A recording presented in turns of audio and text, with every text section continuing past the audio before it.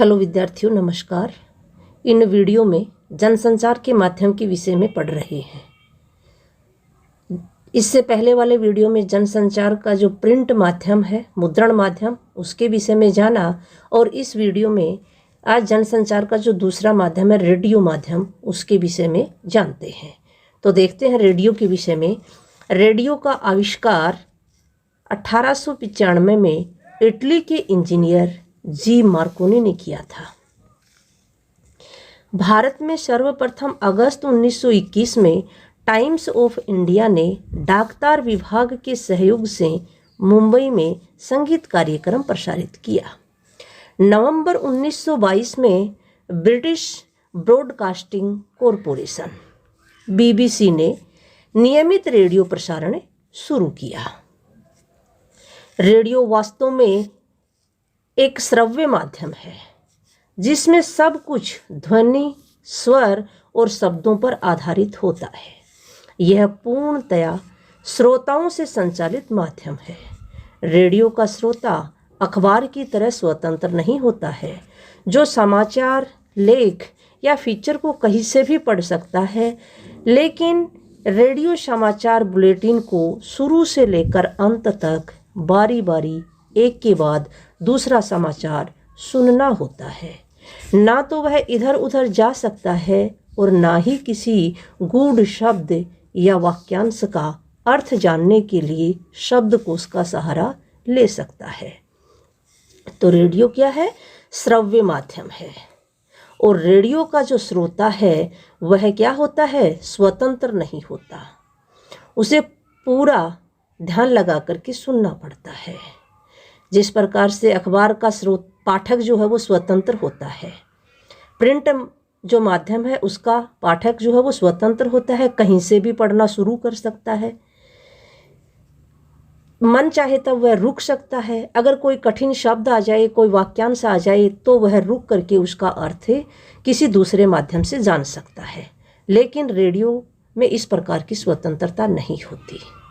Radio bulletin को जो श्रोता है उसे एक बार में ध्यान लगा करके और उसे सुनना पड़ता है। सभी समाचार एक के बाद एक समाचार आएंगे, उसे सुनने होंगे, वो इधर उधर नहीं जा सकता।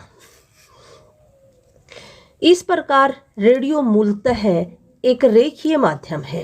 एक ही शब्द है ये। उसका स्वरूप, ढांचा और शैली इधे आधार पर तय होती है। यद्यपि टेलीविज़न भी एक रेखीय माध्यम है, लेकिन वहाँ शब्दों और ध्वनियों की तुलना में दृश्यों और तस्वीरों का महत्व अधिक है। रेडियो में शब्द और ध्वनि ही सब कुछ है, जबकि टीवी में शब्दों को दृश्यों के अनुसार ढलना पड़ता है। तो ये रेडियो और टीवी के जो समाचार है उनमें भी अंतर होता है। समाचार लेखन की जो शैली है उसमें दोनों माध्यम कैसे हैं? एक रेखीय माध्यम है। टेलीविज़न भी एक रेखीय माध्यम है, ये भी एक ही शब्द है यहाँ पर।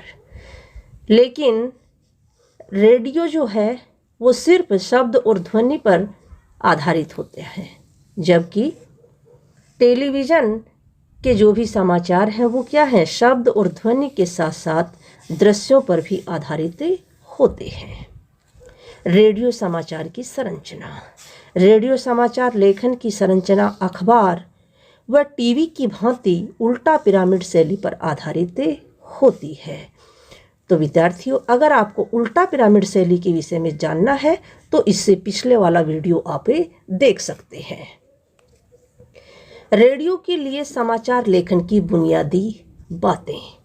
रेडियो में जो समाचार दिए जाते हैं उनके लेखन के समय किन किन बातों का ध्यान रखना चाहिए?